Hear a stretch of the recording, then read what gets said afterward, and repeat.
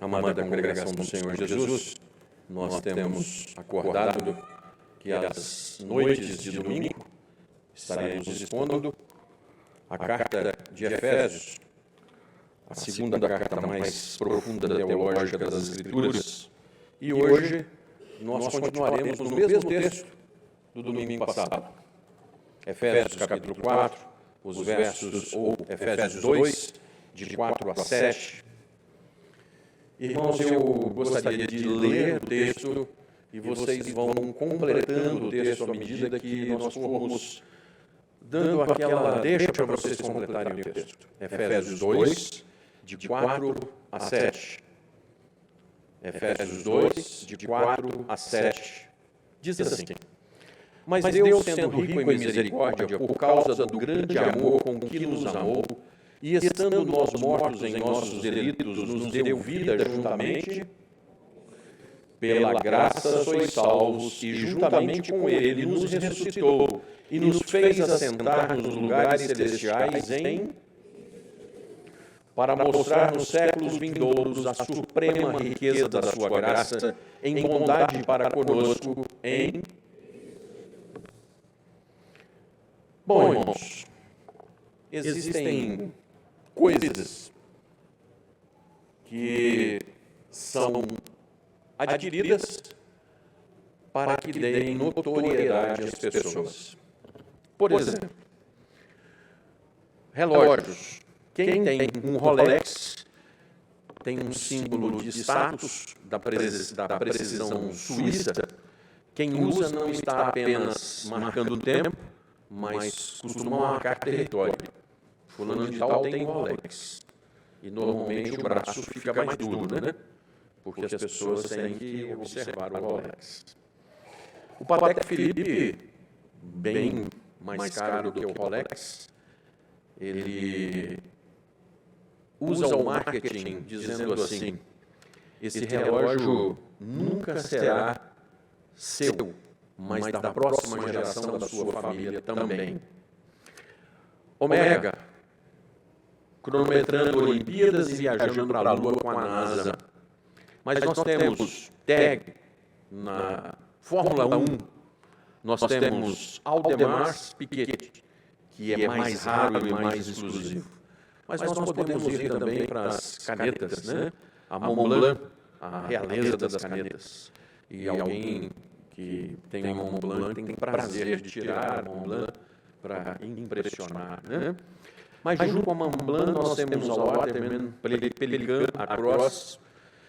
E eu tenho certeza que vocês já perceberam que bolsa de mulher senta.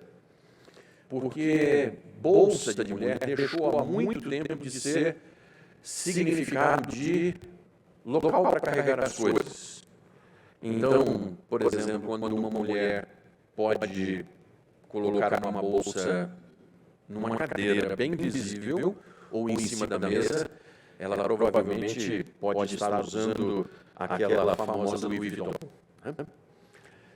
E, irmãos, existem roupas como Brooks Brothers, que vestiram presentes americanos, ou a italiana Zegman. Então, algumas pessoas usam marcas, coisas muito caras, para chegarem e se distinguirem. Quantas pessoas te vieram à mente enquanto nós falávamos sobre isso? Não é verdade? Mas eu gostaria de falar sobre uma marca que está sobre a sua vida. Algumas pessoas querem colocar a marca na mão, outras querem colocar a marca na testa, e outras colocam no peito.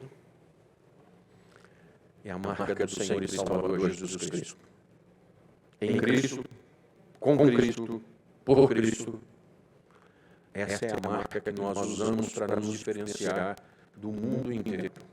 A marca mais cara que o universo conheceu.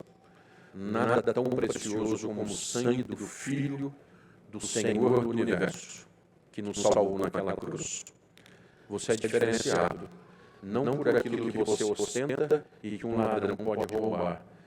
Você é diferenciado por aquilo que foi feito antes da eternidade, pagando pelos seus pecados e lhe dando direitos extraordinários, conforme nós veremos no texto bíblico de hoje. Vamos orar?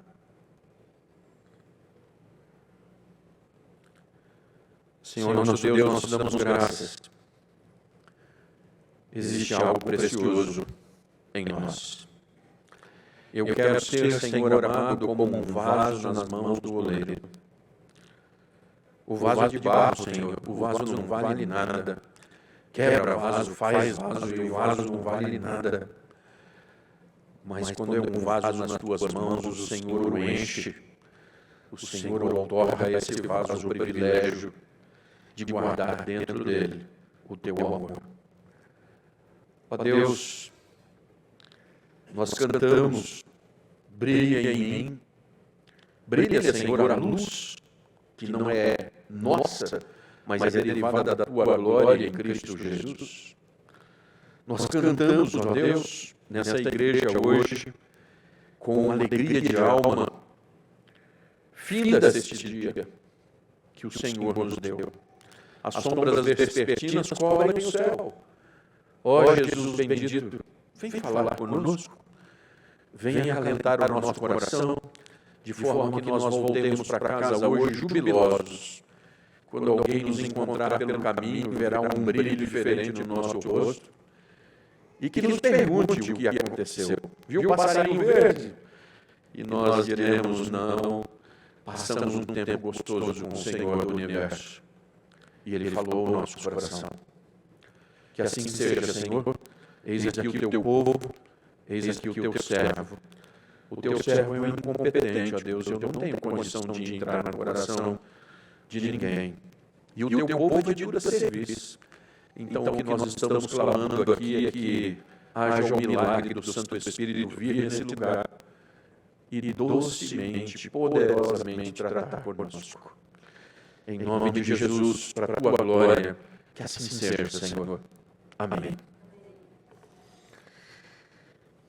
Irmãos, no estudo de Efésios, depois de nos ter sido apontado o total estado de perdição que nós estávamos, a miséria do ser humano, o apóstolo Paulo, ele vai dizer aos Efésios que, do outro lado,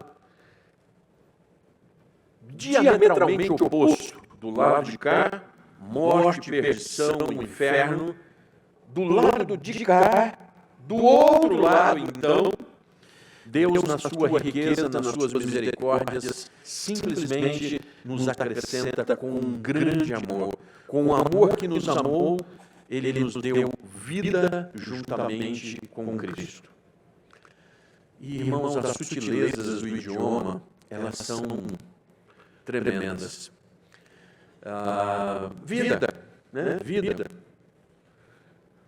Pisei numa formiga, acabei com a vida da formiga. Não é bios, irmãos, não é bios. O grego, tratando de vida, ele chama da vida que vale a pena ser vivida de zoe. E você vai se lembrar de muitas meninas que receberam esse nome na década passada, zoe. É a vida que vale a pena ser vivida. Portanto, quando as Escrituras nos dizem assim, mas Deus nos deu vida, nos deu uma vida que presta, uma vida que vale a pena ser vivida. E se você não está vivendo uma vida que presta, não é defeito de Deus. Mas eu gostaria que você, no estilo pentecostal, sabe?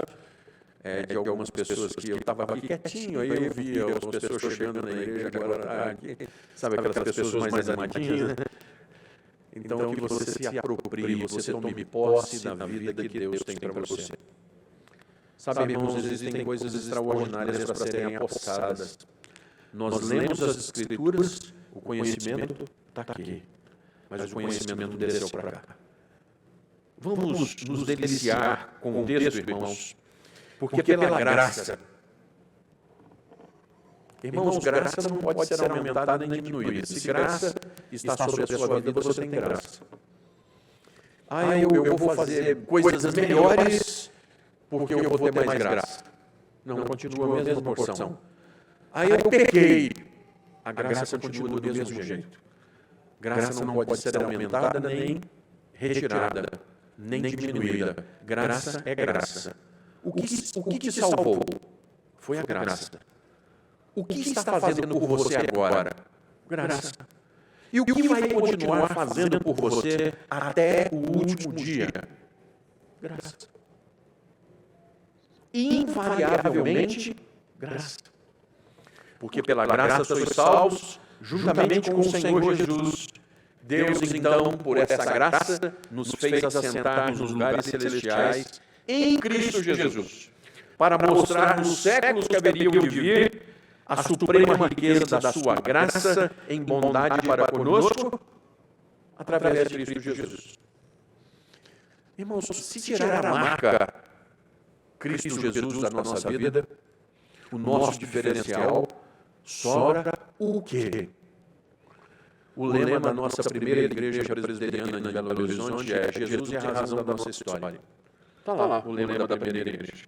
Pois bem, tire o Senhor Jesus da nossa história, sobra o quê? Muito bem. Tire o Senhor Jesus da sua história hoje, amanhã cedo você vai ter que enfrentar o que você tem que enfrentar. Sinta o frio na coluna de enfrentar sozinho. E olhe para frente, sem futuro, com o Senhor Jesus e o que te sobra, sozinho, para enfrentar tudo que vem pela frente. Nos terríveis e sem esperança, Deus rico foi buscar, pagando um alto preço. Ou seja, categoricamente, nós estamos diante do cristianismo verdadeiro, irmãos. Estando nós mortos em delitos e pecados, Deus nos deu vida. Hoje cedo nós falávamos, depois do culto, sobre livre-arbítrio, né? As pessoas costumam bater ainda, não, livre-arbítrio. Eu gostaria que você pode ler comigo o verso número 1, Efésios 2:1? Vamos ler juntos, por favor. Podem ler, Efésios 2:1.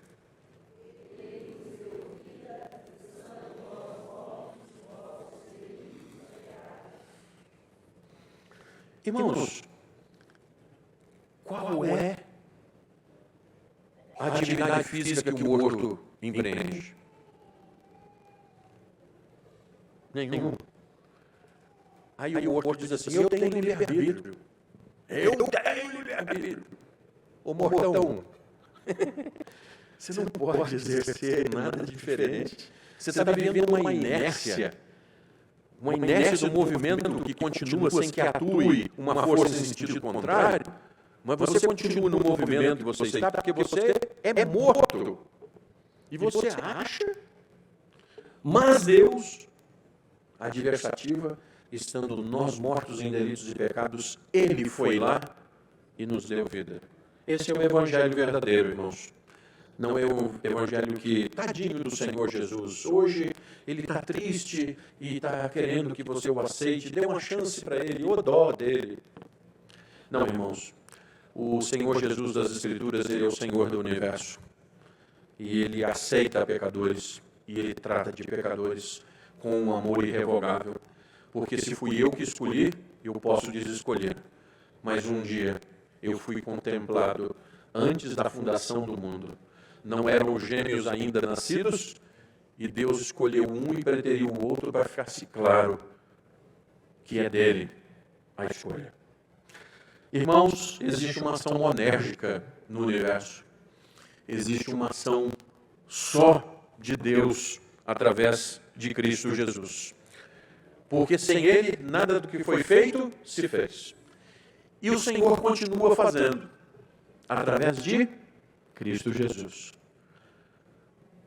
Aí eu não coloco mais a bolsa em cima da mesa. Aí eu tenho o prazer de dizer assim, o Senhor Jesus. Aí eu não espicho mais o Rolex. Aí eu tenho o prazer de dizer, o Senhor Jesus, o meu Senhor Jesus. A marca indelével do ser cristão é as pessoas olharem para você e serem assim, puxa vida, mas você mudou tanto, né? Você mudou tanto. Eu tive um encontro com o Senhor Jesus. Ele me fez nascer de novo. Irmãos, ter a vida transformada é algo que quem pode fazer? Quem pode fazer? Conta-se a história de que um PhDeus, né? O PhDeus são aqueles que estudam muito e colocam os seus diplomas estampados para poder se dizerem melhores do que os outros. E um sujeito desse saiu desmistificando o cristianismo. E para alguém que trabalha bem filosofia, irmãos, não é difícil você encontrar motivos e fabricá-los, é muito fácil. E esse sujeito falou para uma turma de mineiros. Aí, de repente, levanta aquele mineiro lá do fundo, e não das Minas Gerais, mas de trabalhador nas minas, aquele sujeito que mais parece um guarda-roupa de porta aberta, né? Ele é mais largo do que alto. Aí ele levantou e falou assim: doutor, não sei o que significa nada desse negócio aí de mito que o senhor está dizendo do cristianismo, mas uma coisa eu sei. Quando eu ia chegando em casa, minha mulher e os meus filhos se escondiam de mim, porque eu chegava bêbado, quebrava tudo e batia em todo mundo. Depois que Cristo cruzou o caminho meu, minha esposa me espera na porta de casa e os meus filhos pulam em mim para poder chegar aninhado nos meus braços. A minha vida mudou. Então, irmãos, algumas pessoas falam de marca, mas a marca mais poderosa que você pode mostrar do Senhor Jesus é: olhe para mim, não sou eu quem vive, mas Cristo agora vive em mim. As coisas que eu tinha prazer no passado, agora vou deixando todas por amor do Senhor Jesus. A nossa união com Cristo, irmãos, nos traz consequências e não se deu por uma decisão minha, então, mas santíssima, solene de Deus fazer primeiramente. Portanto, irmãos, quando eu ouço algumas pessoas dizendo assim: pastor, eu estava perdido, aí eu encontrei Jesus e foi maravilhoso. Sabe, irmãos, é bom porque o Senhor nos perdoa, né, pela ignorância, mas você estava perdido e você encontrou o Senhor Jesus. Então, tudo bem, né? Você que estava perdido e você encontrou o Senhor Jesus. Tudo bem. Aí algumas pessoas dizem assim: porque naquele dia que eu decidi ser um cristão, aí a pessoa diz assim: porque em tal data eu resolvi, porque eu tenho me esforçado tanto.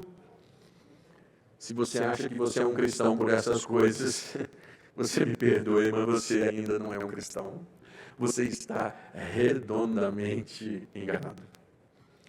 Você só é cristão se um dia, lá dos altos céus, você recebeu poder para crer que Cristo morreu por você.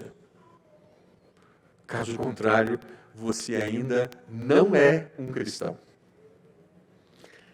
E como Deus fez essas coisas? Como é que Ele continua fazendo essas coisas? Eu sou o caminho, a verdade e a vida. Ninguém vem ao Pai senão por mim.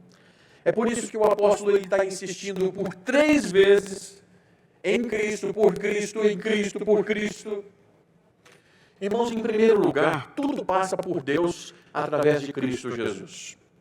Mas como é isso na prática, aqui e agora? Se Deus me salvou, se Deus fez em Cristo Jesus, como é isso agora para mim? Como é que Cristo ressuscitou e nós também ressuscitaremos? Lá ou agora? No exato momento em que você foi convertido? Por favor, você pode abrir os homens, João 3:18, e as mulheres, Apocalipse 20, verso 6. João 3, verso 18, e Apocalipse 20, verso 6.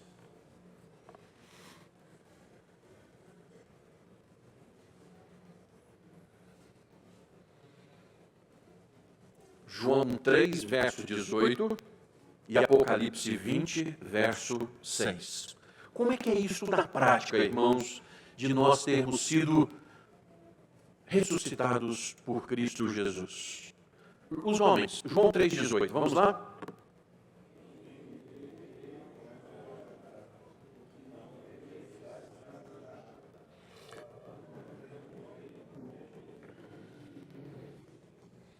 Quem crê no Filho não entra em julgamento, mas aquele que não crê no Filho já está julgado. Então, quando você chegar diante do tribunal de Deus, você estampa a sua marca. Lembra aquela marca poderosa, aquela marca gloriosa? Aí você mostra a sua marca de Cristo Jesus. Opa, essa etapa de julgamento eu já passei. Não existe mais condenação para aqueles que estão em Cristo Jesus. Dessa fase eu já passei. As mulheres, por favor, Apocalipse 20, verso 6.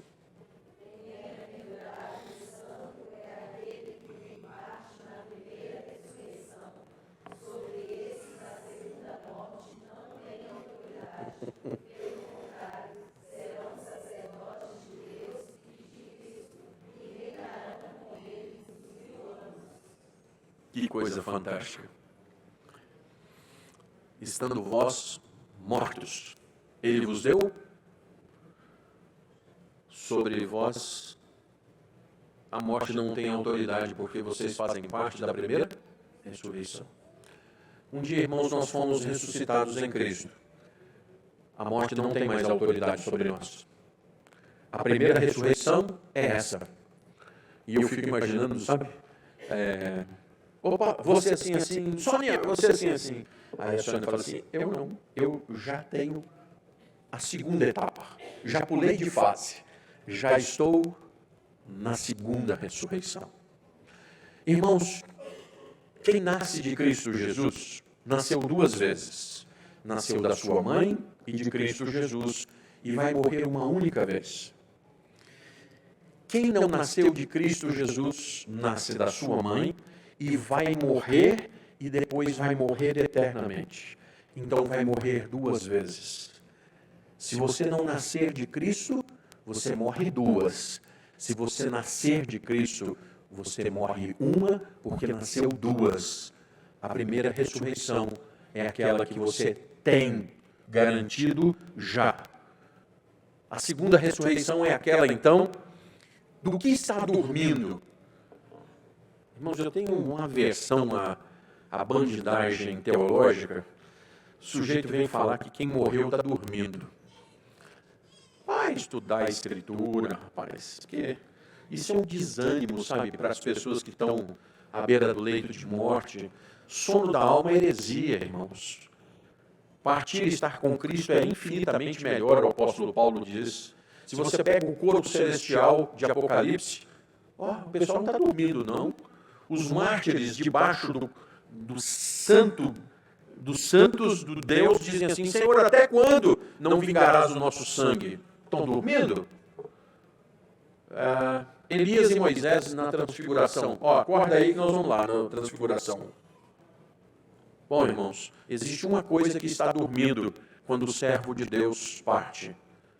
O corpo volte ao pó e o espírito torne a Deus que o deu. Naquele dia, é direita ou esquerda imediatamente. E o corpo fica esperando a segunda ressurreição, para que você receba pelo corpo aquilo que você fez através dele. Recompensa, ou para cima ou para baixo. Vamos ler isso, irmãos. 2 Coríntios 5,10. Vamos lá. 2 Coríntios 5,10.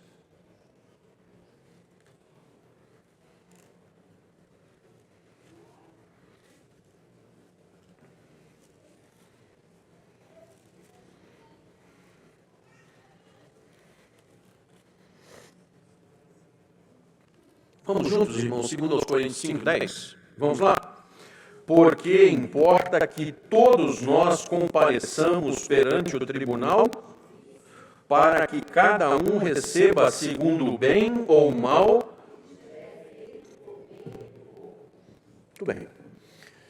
Então, na segunda ressurreição, nós receberemos o corpo para a glória de Deus, e aqueles que receberão o corpo para a sua tormenta eterna. O objetivo de Paulo, portanto, é mostrar a sobreexcelência da grandeza de Deus na vida daqueles irmãos que estavam sofrendo terrivelmente, da igreja que sofre terrivelmente. Martin Lloyd Jones, comentando esse texto, ele diz que se nós entendermos as verdades aqui descritas, irmãos, nós não teremos medo da morte. Irmãos, nós precisamos lidar mais com esse assunto. Nossos jovens precisam ir mais a velório. Nossos jovens precisam ir mais à casa de recuperação. Nossos jovens precisam ir mais a hospitais. Nossos jovens precisam ser trabalhados. Porque, irmãos, a morte é uma etapa inexorável da vida. Nós vamos passar por ela. Mas, como cristãos, a morte sorri para mim. E eu sorrio para ela de volta. Você não tem autoridade sobre a minha vida. Eu fui comprado por Cristo Jesus. Como é isso? É essa certeza, irmãos. É essa certeza. Me responda, por favor. O pensamento artiliano coloca as benesses do cristianismo como objetivos. Não porque você vai alcançar lá. Mas nós estamos diante de promessas que já são nossas agora. Então me responda, por favor, você já se apropriou da sua salvação aqui e agora? Você já se apropriou da sua salvação aqui e agora? Irmãos, escola virou um negócio complicado.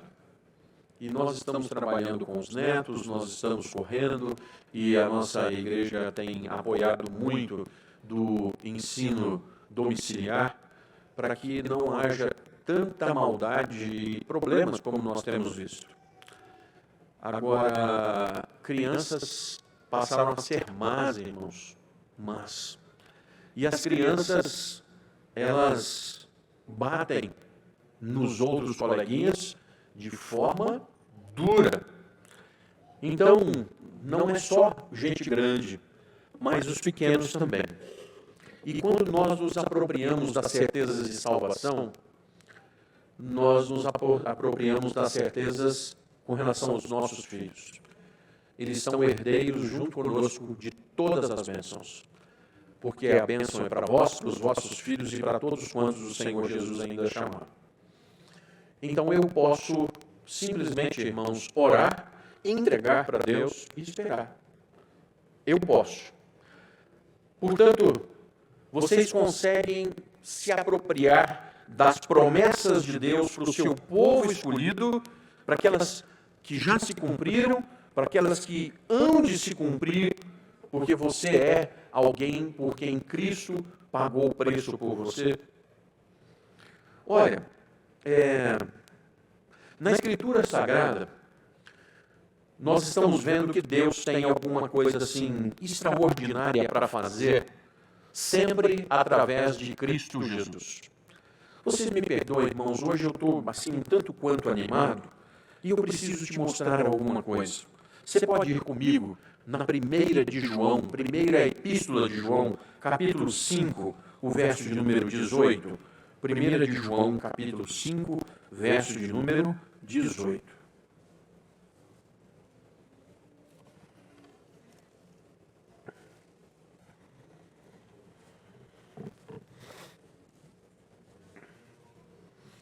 Nós vamos ler esse texto de forma tranquila, deliciando, sobremesa de domingo. Vamos ler juntos? Sabemos que todo aquele que é nascido de Deus, antes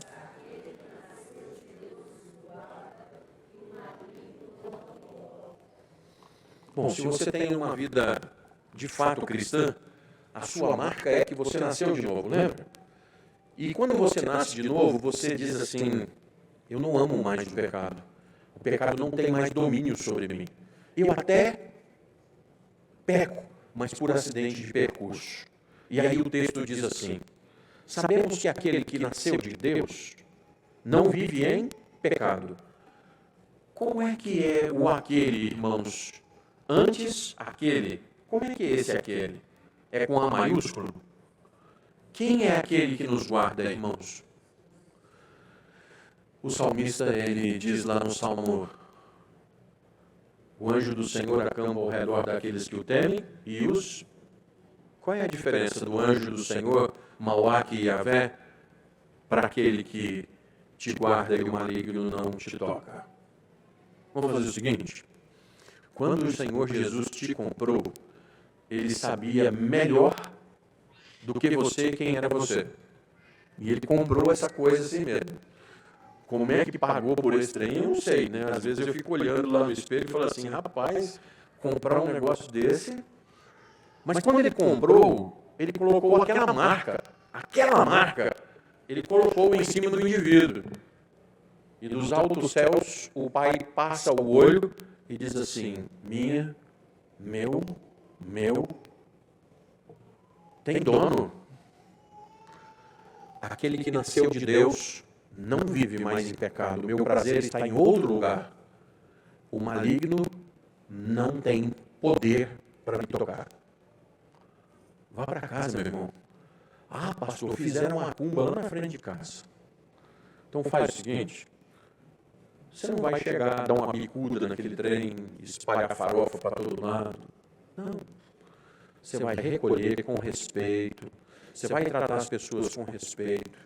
Pastor, mas você vai tratar com respeito. Trate a religião das pessoas com respeito, como você gostaria de ser tratado. Recolha aquele negócio todo, ensacola e... Que dia que é o recolhimento? Aquilo não tem poder e autoridade nenhuma sobre a sua casa. Nenhuma. Porque não existe poder maior do que o Senhor Jesus. Na prática, meu irmão, tudo que foi feito na sua vida foi feito por intermédio de Cristo Jesus. Se você temer a Deus, você não precisa temer a mais ninguém. Se você tiver dúvida sobre quem é filho de Deus, mergulhe nas Escrituras. O capítulo 8 de Romanos diz que o Espírito testifica com o nosso Espírito que nós somos filhos de Deus. E o texto continua e diz assim, nós somos co-herdeiros com Cristo de todas as promessas do Pai para com o seu Filho. Você já parou para imaginar o que é isso na sua vida? Muito bem. Mas, irmãos, o inferno é aquele das pessoas que continuam em inimizade contra Deus. Quando nós fazemos o contraponto, nós vemos de onde nós saímos e nós vislumbramos a grandeza para onde nós fomos levados. E aí, muito bem, se você pagar para poder fazer um bom passeio, você vai se deslumbrar, né? Pelas paisagens, a comida, o deslocamento. Um bom passeio é um negócio bom, sabe, irmãos? E aí, você foi tirado, você estava indo por um trem escuro, fedido, cheio de choro e ranger de dentes, aí você foi transportado para o lado de cá. Só tem coisa fantástica aqui. E você foi transportado por um amor. Você pagou quanto? Mas o quanto você valoriza isso? As pessoas têm mania de não valorizar o que veio de graça. Cuidado, hein? Não existe nada mais caro do que graça. Em segundo lugar, irmãos, tudo de Deus passa por Cristo. E como esse tudo aconteceu? Você pode ler comigo o verso de número 6? Efésios 4, 6. Vamos juntos? Efésios 4, verso 6. Como é que isso aconteceu? E, juntamente com Ele, ressuscitou e nos fez... Vamos de novo, irmãos, daqui a pouco tem janta. Viu? 4, 6. Efésios 4, 6. Oh, desculpa, irmãos, desculpa. Eu agarrei o 4, né? Eu estou ficando velhinho, vocês têm que ter paciência comigo. Efésios 2, 6. Vamos juntos? Por favor. E, juntamente com Ele, nos ressuscitou e nos fez assentar Muito bem. Juntamente com Cristo isso aconteceu. Foi lá. E alguém pode perguntar, mas como? Se eu ainda não havia nascido, como foi isso? E aí, irmãos, as Escrituras respondem às próprias Escrituras. Se nós retornarmos no capítulo 1, existe um pacto eterno de amor da Trindade Santíssima. Efésios 1, de 3 a 14. É o pacto eterno da Trindade. O Pai escolheu, o Filho se sacrificou e o Espírito Santo aplica o plano de salvação naqueles que foram contemplados pela eleição. Quando é que aconteceu o fato de você ter sido abençoado em Cristo Jesus? Antes da fundação do mundo. Irmãos, eu fico em dúvida se Romanos 8 é o mais lindo ou se Apocalipse capítulo 5 é o mais lindo das Escrituras. Quando o anjão brada e diz assim, quem poderá abrir o livro? Aí ecoa no universo inteiro e nada.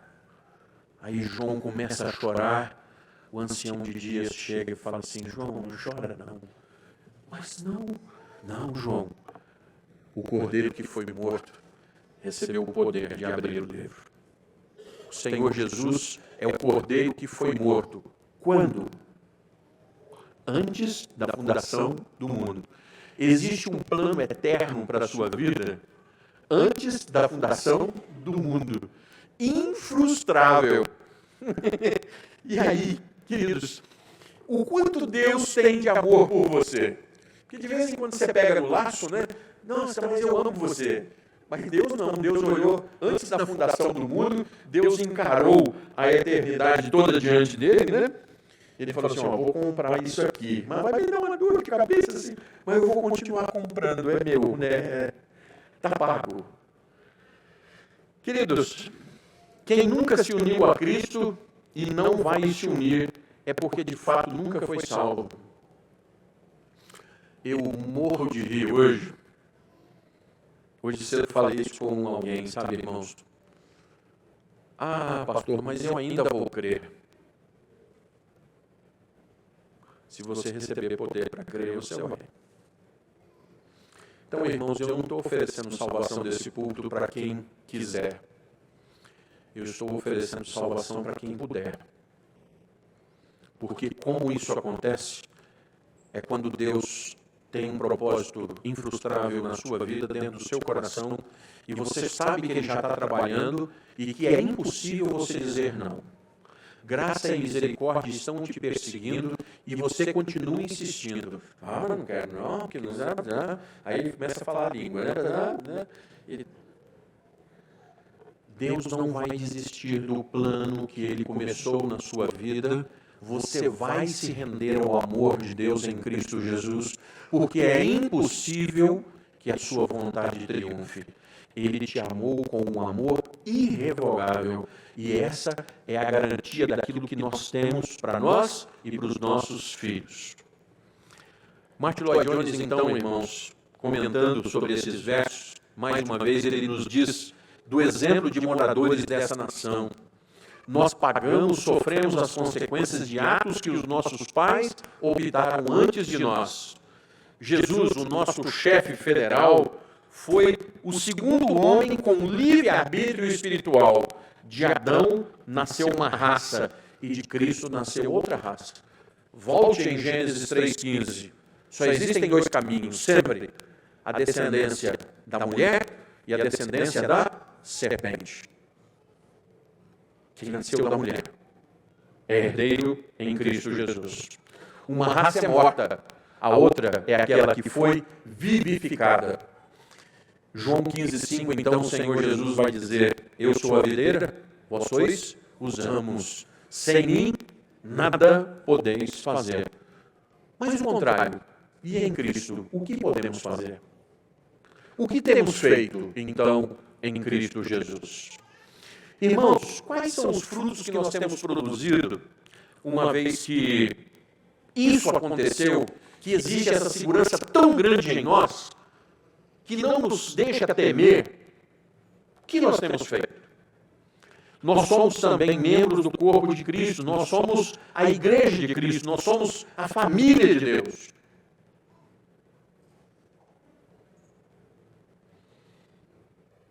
Irmão, segunda-feira retrasada eu chorei muito.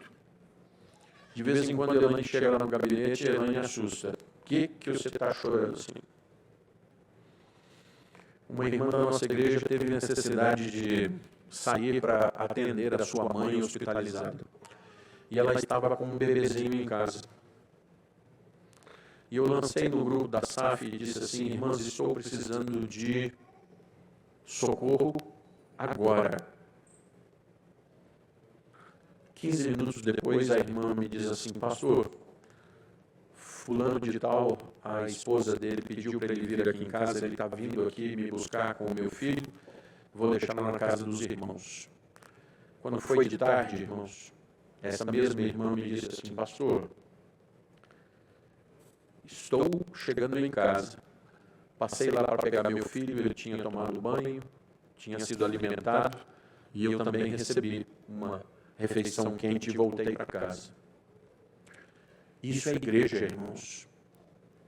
Mas isso tem que ser igreja verdadeira. Eu não posso dizer que eu amo a Deus se eu não estiver, por causa da segurança que Cristo me deu, fazendo o mínimo que eu posso por aqueles que eu tenho a audácia de chamar de irmão. Ou isso é verdadeiro, ou você para de dizer para o outro: meu irmão. Mas quando Deus te fizer arder o coração, não tem barreira, não. Ah, mas o que eu tenho lá em casa? Dá para dividir? É só o que você tem. É só isso. Irmãos queridos, como nós temos recebido o que temos recebido de Deus? Como nós temos recebido? João 1,16, porque todos nós temos recebido da sua plenitude e graça sobre graça. Por que nós temos recebido, irmãos? Só por graça. E eu não vou dividir o que eu tenho pela mesma graça? É honesto? Quer dizer, eu recebi sem merecer. Aí eu fico querendo dar para os outros que merecem. Não. Você recebeu sem merecer. E agora você fica querendo colocar dedos para poder fazer para os outros? Parabéns. Terceiro e último lugar, irmãos. Tudo de Deus passa por Cristo Jesus, inclusive a nossa vida. Vamos nos versos 4 e 5, agora de Efésios 2. Efésios 2, 4 e 5. Vamos juntos? Vamos ler, por favor?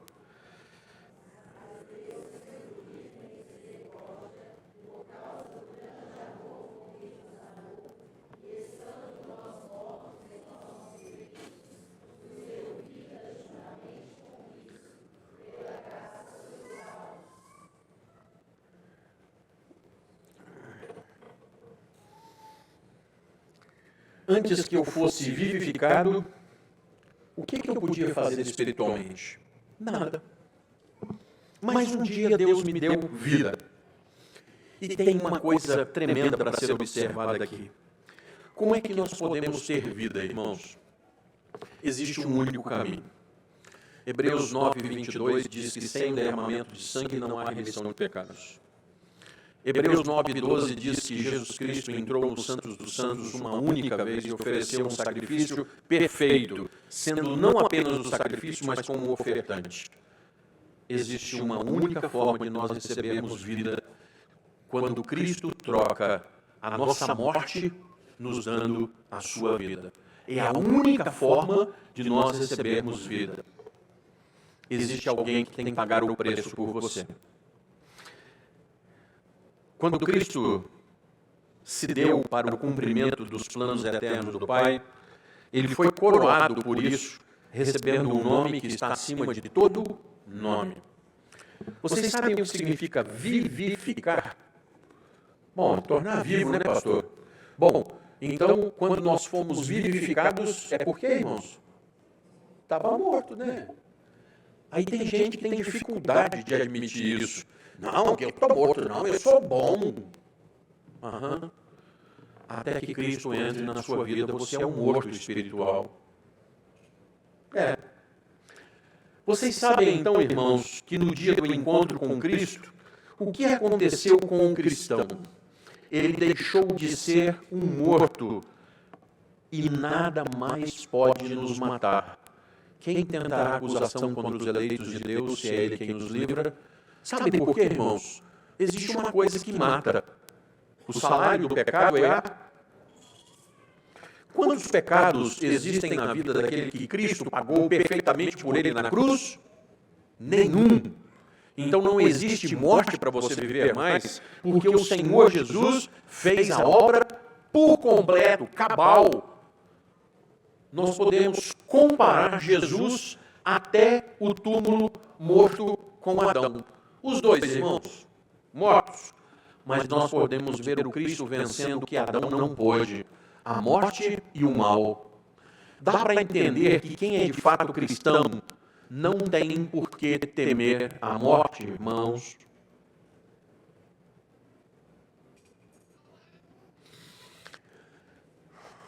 Há crentes que não têm essa certeza. Há crentes que não tomam posse das verdades augustas que as Escrituras nos garantem em Cristo Jesus. Há pessoas que estão moribundas dentro da igreja, entristecidas dentro da igreja, porque não conseguem levantar a cabeça e imaginar o que já são donas, herdeiras, irrefutavelmente.